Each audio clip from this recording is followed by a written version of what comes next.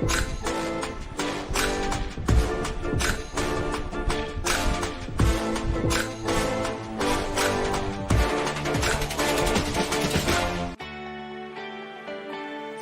Cup, brought to you by the Nickel Plate. Sit, sip, savor, and shop. Hi, everyone. Good morning. It's 8 o'clock on the start of your Tuesday morning. Glad you're with us for Second Cup. Hope you're off to a good start. Justin Timberlake last night in downtown Buffalo. A lot of people there seeing JT live in action. Yeah, did anybody go? How was the show? Heard it was amazing. Yeah? Lauren and Andrea were Heard there. good things? Yep. They said it was a great time. Let's look at his set list. But the Sabres are there tonight playing the Dallas Stars. So we saw people there bright and early working their tushies off, trying to make sure everything is ready to go for tonight's game. I love how people fill this out. Okay. Love Stoned. I think she knows. I remember that. Like I Love You. My love. So Okay. Technicolor. What else is he saying? Cry Me a River. Cry me a river. Senorita. Senorita. Summer Love. I don't know that song. I think we would know it if we heard it. Suit and Tie. As long as I got my suit and tie. Can't Stop That Feeling. Oh, Stop the feeling. that's a good one. Rock Your Body. And then he ends with, I'm bringing sexy back. Yep. Actually, he did an encore of Mirrors. Like you're my mirror. That's the encore. I would see the encore for me would be Sexy Back. Such a fun show, Lauren says. Staring back at me. Like that, what a downer. That's a good one. Lauren, what was the encore? Was it Mirrors? Well, like that's you're what my this says. mirror. Oh. My mom. Lauren, what do you think of the set list? Was it good? Good morning, Shirley. Glad you're with us. Did he costume change? Okay, so I was also talking about this. Like, We were just talking. so do you judge a performer's stage now based on what you see with Taylor Swift? Like I do. I think that we do because we're big Taylor Swift fans. Listen, there is no denying. Like I went to see her show, what was it, last year now? And I said, her show is literally a mix between a concert and a musical. Yeah, that's like fair. the dancing, the stage, all that The stuff dramatics. is. Yeah, I mean, like there's different kinds of concerts, right? Like you go to see like a country star, they're not dancing like that. They're Right. singing and playing and doing whatever. She's got like it's full on theatrical. It was awesome. They're two different kinds of shows, though. It's hard to compare one to the other. Lauren says it was Mirrors and it was phenomenal. Okay. I'll That's eat my a good words. song. I like that one. Sexy Back, I feel like would have left somebody like with a really fun, energetic feeling. You know what I mean? That's I just guess me. so. Anyway, hey, we got to get you out the door with some breaking news this morning. If you're heading through Buffalo's Elmwood Village, might be a little bit of a slow go. I want to show you what's going on here with this power pole that somehow fell right at the corner of Bidwell and Elmwood. And if you know this area, this is right by Starbucks and Cafe Aroma. And let me be clear, that is a Starbucks that people hit up Right. every day. You see it off in the distance, ETS right there, Cafe Aroma on the left-hand side of your screen. So if you're coming through from the west side trying to get to the 33 or the 198, this is going to be a pain in the neck for you because there's a slow go, not only because of the normal traffic, but now you factor in this pole that's... And all these cars, they're like, I guess I'll just go down Bidwell. Exactly. Great. So this is Elmwood right here that we're looking at. Obviously, you saw that back up. That pole's still standing. Now, oh, it looks like the lights are blinking. I'm like, why are we zooming into the lights here? Yeah, so it looks like the lights are out, which adds one more problem to the situation. So as you can see, you want to leave yourself a couple extra seconds. Just one of those things that's going to hold you up and you're going to have no idea what it is. And then you're going to get there and be like, oh, good, it's a pole in the middle Right. of the road. Oh, but unclear how the pole actually fell or if anyone's been hurt here. But this has been going on for, I'd say, at least the last hour and a half. You can see some crews there trying to assess the situation. Like there's power in those poles, obviously. So Right. you got to be careful with all this stuff. So get your morning coffee and get the heck out of Dodge. Connie says, drive to Delaware. Exactly. That Or might be the other option. Go to the other Starbucks. Right. Except you ordered on your mobile app from that one. So. Yeah. So you're screwed. Or if you're getting your breakfast at ETS, or if you're Russell Anthony Carigliano, get the hell out the door. No coffee for you today. Exactly. Get it at the office. Right by our house. Okay, well, that's just one thing. And then, of course, our boss is there, so we just got to make sure that our boss is in the know. Oh, because he lives in that area? Yes. Aaron Mason. He doesn't usually stop at Starbucks, though. Well, maybe he should. He's more of a McDonald's guy. Yeah, he's not fancy. He's more of a McDonald's guy. He's not bad. It's true. He's just a regular kind of guy. He's a regular dude. Yeah. Nonetheless, we're glad he's our boss. Right? He's probably watching right now, like, shut up. I know. Speaking of Elmwood Avenue, and this is probably an interesting topic to get into. Volkers, the bowling alley. Yes. How many of you spent a night, 2 or 3 there, maybe don't remember what happened at Volkers, or you were bowling in a league, or I don't know, you're just kind of at the bar. There. Yeah, he used to bowl there. I'm sorry, if you have been in Buffalo in the past 40 years, Yeah. you know Volkers, okay? At the corner of Elmwood and Amherst Street. Super popular place because it had the bar up in front. Then you had bowling in the back. We bowled there for my birthday. You were there. I was. It was fun. It was right before COVID. It was right before COVID. It was one of our last few events. Yeah. But anyways, what do we do with this building? So that's the biggest question right now. And people are a little bit concerned about what the future is. Howard says, I bowled there back in the day in a bar league. Remember, they were trying to save the building. The preservationists were literally trying to save the building from being demolished. The owners demolished. wanted to sell it. They were like, we're done. This is just not working for us anymore. We'd like to sell our business. And the preservationists would basically block their ability to do that. Right. Linda says, I know it, but I've never been there. So the building was full of asbestos. My mom's right. It's been a long time. Way more than 40 years. Now, MB, have you ever been in a situation where you were told that your daughter was at Volkers, but she was actually elsewhere? Will you stop? I don't even know if she knows. Look at how red Katie is.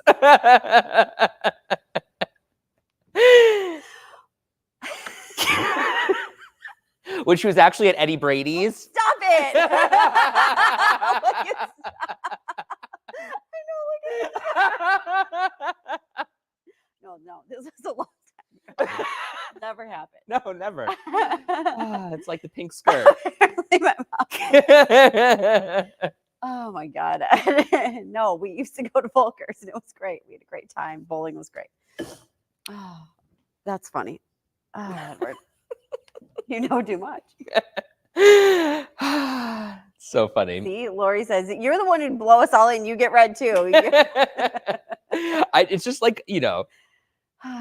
Anyways, yes, Volkers, very popular. Paul actually did bowl in a league there too. And now he was in the league. I want to say my mom was in a league there years ago. I guess then it is fair to say it was more than 40 years ago. So funny. No, I'm just busting Katie's chops. It's the best. It's the best way to start a day, right? Mom, it's the best way to start a day. Thanks. But anyway, so what should become of this building? If you took a look at the outside of it right now, it just looks like crap. No offense. There's holes in the concrete. There's holes in the windows. Right. Look at that. And it's been sitting there now for years. Yeah, I mean, that doesn't right. Look at it needs some work. So the question is what becomes of it, but the people at the meeting last night, so developers are kind of talking about their plan for it, but the people at the meeting last night had some valid points. One of them, they live in the area, right? One of their points was where's everybody parking if they go there? We've got even if they put in let's say new bowling lanes with mixed use, this and this and this, where are they parking if they go there? Right. How are they navigating those side streets behind it? Because that's traffic. A neighborhood, Right. Well, and then you already have the traffic on Amherst Street going to Wegmans also. So how are we going to move that traffic in a more efficient way, I suppose, because you've only got 2 lanes going down Amherst Street. You got 2 lanes going down Elmwood. So if you've got all these people who are now added to the mix, how are they going to pass through that neighborhood? Right. I think it becomes a little bit of a cluster, to say the least. So a lot of people are concerned about that. Sherry says high school leagues bowled there also. But so what they want to do is put in this mixed use space with apartments as well. Now, what I think would be kind of cool is if they put an underground garage in, that would almost help alleviate some of that concern. So they were saying that they were planning for 75 to 100 parking places, right? Isn't that what the one guy was saying? Mm-hmm. That does seem like a lot to me, but then I guess it also depends on how much traffic you get to the building. Look, here's the other thing about Buffalo in particular and Western New York. We are resistant to change. Shonda says there's a lot that needs help around the area. Sadly, the cost of things is just going to magnify the eyesore. Peter says that's a good point about parking and can be a pain in the blank, Ed. I know. Underground garage would be long overdue. You know those mixed-use places on Elmwood? There's underground garages in a couple of them, aren't there? You're talking about Elmwood and Forest? Yeah. Okay, so those places are interesting because, yes, there is a garage there. And I do think it's underground. And it's for residents. Yes. But here's the thing about that place in particular. I think there might be one storefront on the corner, and I don't think it's full. I think it's empty. And I think very few of those condos are actually bought because do you know how expensive they are? How much are they? Do you know? Well over $500,000. Some of them up to $1 million. So, like the thought of having these beautiful buildings is great, but are we able to fill them is then kind of like carrying the ball to the finish line. I don't know. I mean, is there kind of a clientele for that? So we talked about this at, we do like our little live at 5:15 every day. And somebody actually brought up like an interesting point, just because I hadn't heard this before. He was like, why don't they knock it down and build some houses? We need more like houses in Buffalo. And when you think about it, like there's hardly any new housing stock in Buffalo. Right. There's like that Rachel Vincent Way in North Buffalo. Yeah, right. That's new. That's had some of its own issues. Like over the years, people complain. There was like drainage, whatever. But like those are new homes in the city of Buffalo. But we really don't see, you'll see like someone buy a plot of land and build a new home on occasion. There was one that went up in Nottingham. Yes. Or was it Middlesex? Yeah, I know exactly what you're You know what I mean? The one that's white. It's really pretty. But there's not a lot of new houses. So would that be a better solution? Well, and we just saw those other houses being knocked down for them to build the urgent care. Remember that? Yeah, that was yeah. on the corner of Elmwood and Amherst. That's kitty corner to it. Yeah, Right. So that went back a couple of houses, and there was that music store that was in one of those houses. That was knocked down and moved elsewhere. Yeah, vaguely. Yeah. Peter says, how about a community center for seniors and youth? That might not be a bad idea either. So that corner's urgent care, CVS, Volker's, gas station right now. Well, and then when you look at that corner too, that's a gas station that's got the car that looks like it's driving both ways. Yeah, the yellow minivan. and the orange little van thing that's got two fronts. You know what I mean? Black Rock, that Black Rock neighborhood. Yep. So that would be back behind Volker's. Yeah. Prior to COVID, it was kind of on the move. There was a lot going on in that neighborhood. And, obviously COVID brought everything to a halt. What is happening right now at the Old Tapo Pizza? What is that now? So that's now this like music club. It's called Riff City on Chandler. They have shows and events there. Some people have their weddings there now. Well, they had that really cool wedding like venue. Yeah, on the that second place floor. was great. We used to go there. I was at like we are pizza people, so we would go eat there. But like, I mean, I don't go to many like late night events. I'm just too tired. I get it. So like, I haven't checked out the music club, but like that area is really cool too, and that's kind of developing, you know. So I mean, like I live on Chandler all the time. Like the gym is right there, Right. so you watch what has happened and what's changed. Elizabeth, though, to her point, a youth center might be a great idea. You've got McKinley High School right nearby, and that's really actually smart thinking. Give these kids a place to go. Yeah. But at the same time, like what I was trying to kind of put out there, maybe without saying, is that this might actually improve the economy in that neighborhood for a place that's kind of stalled after COVID. Lori says she wouldn't want to live there if there was asbestos in the building. Scary, knock it down, then rebuild. James, though, says it's more cost and time efficient to restore a building as long as the foundation is strong. Trisha says youth center for sure. Marguerite says Crosby's breakfast pizza is so good. Have you ever had, and Caitlin, sorry, I just want to acknowledge your comment here. That's an insane cost. Talking about what's on Forest and Elmwood. That in particular that's to buy. That's not even renting. No, right. Because they're condos. Exactly. So people are, like I said, is there a market, that kind of high clientele market? I mean, we're not paying, who can afford $700,000 for a condo? I know. Or a house these days? Right. It's tough. A lot of people live in paycheck to paycheck, and to see what that brings you. Yeah, I thought that was kind of an interesting point, though. Like, do we knock it down and build houses? I mean, that I don't think has any chance of happening, but I just thought that was a really interesting, Right. I'd like to see some newer houses built in the city of Buffalo. That would certainly help. Jordan says the average rent would be $700 to $1,800 a month. So Jordan actually covered that story for us last night. And I'm glad, Jordan, that you're here to kind of weigh in and put some perspective on this. Yeah. We can actually drop a link to Jordan's story in the comments here so that you can see for yourself what some of these people are concerned about and how they're sharing their voices. 700 to 1,800. That's a big difference. Yeah. So, you know. But I think that's like a moderate rent in Buffalo right now. If you're paying $1,100, say for instance, maybe that's a one bedroom. I think that, yeah, that's very reasonable for what you Sure. find in the city right now. It just is. It is.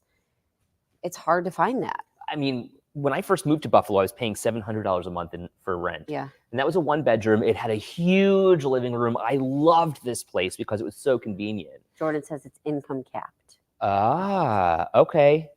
Well, that's interesting. Mm-hmm. What does that actually mean? That you can only live there if you have a certain income? Probably. So is it low income housing? Jordan, chime in. Let us know. So if you make, okay. So if you make more than $80,000 a year, you can't live there. Oh. Okay. Wow, that's interesting. That gives you kind of like a nice moderate like place to be. Yeah. And like we're saying, that's a reasonable, like, I know Maybe, people are going to try to say it's not reasonable, but like compared to what you see out there sometimes, like when the people in the newsroom, the younger people in the newsroom talk about what their rent is these days, I'm like, wow. Oh, I know. Johnny, my boy, pays an arm and a leg for rent where he is. Yeah, Jordan says it's mid-income. So I wonder, is there like a baseline then, Jordan? Can they do that? Can you say you have to make X amount of dollars to live here? Or is that against the law? I don't know. I don't either. Same landlords want 3 times your income. Some landlords. Yeah. Or they want to show like the first, current, last. Okay. Jordan says you have to make above 30,000, but below 80. Okay. So you've got like a $50,000 range. I'm thinking maybe like your waiters and waitresses who, may not necessarily be making X amount of dollars. Right, but they make some of it off the books too. Like their base might be. I don't want to say that, but yes. Well, I mean, when we talk about waiters and waitresses, right? You know what I mean. Cheryl though says, just know that it happens. With her. Does that mean 80,000 is the new poverty level? I don't think so because it sounded like it was mid-income. Mid-income, Jordan says. Anita saying most of Buffalo could live there. Kelly says here. Kelly's got a great example here of how rent has changed in Buffalo. I went from paying $900 a month to $1,725 a month. Holy cow! Bigger, but still a lot. So she got a new place, but yeah, it's expensive. Okay, so according to the internet, what am I looking at here? So I guess this is from Robinhood. More than half of New Yorkers live below 200% of the poverty threshold in 2022, which translates to $40,680 for single adults and $87,780 for a married couple with 2 children. So if 4 people making $88,000 are below the poverty line, I mean, that's very little money to live on. Yeah, for 4 people. Peter says rent in the town of Tonawanda was $165 48 years ago for their 675 square foot apartment. Wow. Trisha said her 85-year-old dad's income had to be 2.5 times the rent to get an apartment, and he had to get a roommate. Wow. Caitlin moved into our place at $775. $825, okay, with her pets. Okay, now $1,050 a month, not crazy, but still, yeah, you're over $1,000. And sometimes, like, even seeing that 4-figure rent is kind of tough to swallow. Yeah. When you're used to paying, a couple hundred, hundreds of dollars. Now you're paying over $1,000. And it's easier when you're younger because like you kind of like the roommate thing just is what it is. Like I had roommates. I loved having roommates. I, was younger. So like it kind of works. Then as you get older and the rent significantly increases and it's just you paying for it, that's when you feel the real impact. Well, and then the bills and everything else that goes along with it, the maintenance in some cases. I remember saying to my mom years ago when I was living by myself that I felt like, your rent, your utilities, whatever. I remember thinking as a single person, the grocery price just was the one thing that was starting to throw me over the edge, only because I felt like it was just me. So like, it was hard. Like you didn't have that cost to split with somebody. And like you're like, some things you have to buy big packs of, you know what I mean? Or Toilet like, paper, or it makes more sense to buy paper big towels, big sure. packs of, you know? And I was like, it's hard when it's just the cost on you. And That's how I felt. that weekly expense that you don't anticipate, or that you know that you have to throw in that big purchase that week, that you're like, crap, I know. saved. You know what I used to say? It's not about the olive oil, but like when you have to buy the olive oil. Well, sure. Yes, Do you know what I'm exactly. saying? And you're like, oh, great. Now I'm going to add $12 Exactly. like, and it's just something like that. The olive oil, toilet paper, the paper towel, like the stuff you don't get all the time, but you add it up. And then next thing you know, there goes $50. Okay. So Shonda, to your point, Katie, Feedmore Western New York is building a massive warehouse just over the woods from us. They are. This is not a positive thing, folks. That's sad that they outgrew their original facility. So that's on Holt Street. Yeah. Yeah. I mean, people are in desperate need. And there are many people who are resorting to the services that Feedmore Western New York has. Mm-hmm. Sarah says olive oil is like $7 at Aldi. I'm glad that somebody else gets the olive oil like comparison, because like right. that was just one thing. And I would go to Aldi to get that kind of stuff often. But it was just for some reason, like the olive oil always stood out to me like, oh God, I need olive oil. Right. Spices, for instance. Spices, I feel like the price has gone up too. Does anybody else? It's not, let's be real. It's not like I'm cooking anything fancy, but I will. Paul is. Paul loves spices. He really does. My husband loves spices. But like, remember a bunch of them used to be like 99 cents? They're not anymore. They're more expensive. I know. Carrie, good morning to you. Glad you're with us. She's wondering, what is the investigation? Where is the investigation with the Lackawanna dentist? Changes need to be made. Great question. I am working on it. So stay tuned. Good tease. I like it. I listen to it every day as he works on it. I think people get it. Olive oil is that Anita says too. Detergent week changes the groceries. Right. If you're buying Tide, that's like $20. Joyce says she went to buy cinnamon sticks for her apple cider. $7. Didn't buy them. Kim says, I just brought up spices last week. Oh yes, they went up. Yeah. Right. Lori, though, look at what Lori says. I slap a sandwich together and call it a day. Fair.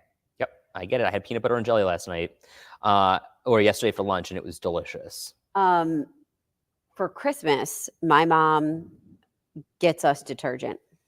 Look. So like our stocking hangs, and underneath it is like 2 things of detergent. Okay. That saves you $40. Yeah. And she's like also the shopper who's got her coupons for the detergent and does the like, I can get it for this price. You know that it's also coming up on the end of the year. So if you've got an FSA, for instance, now's the time to really start spending. You can't buy detergent though, can you? No, but you can buy other drugstore stuff. I was like, you are telling me something that I do not know. And because I can tell you what we have started getting in our house. Russ just realized that he's got hundreds of dollars in an FSA to spend. So those hero patches, you probably don't wear them because you don't ever break out, but I do. And like when I get a pimple, we just have different skin. Yeah, I break out constantly. The stress, of everything makes me break out. And the stress just eases my skin. It's not like I'm not living with it. Yeah. But these hero pimple patches are so amazing. You can get them under your FSA. Yes. Oh, that's good. So like a medication. It's just like, it's like kind of acne thing. Falls in that category. It must. Wink. Yes. Okay. So apparently Amazon lets you buy things that are FSA approved. Saddle up, Ed's family. Your Christmas is going to get interesting. Well, that's my point, is that Russ started buying all of this stuff. And he's here's some Band-Aids and a first aid kit. Right. He's like, here's stuff that's going in your stocking, or here's your Hanukkah present. Happy Hanukkah. Exactly. Here's a pack of Band-Aids. Julie says they just built a huge building behind the M&T Bank. I'm in transit. They're building a lot there with a lot of buildings. Yep.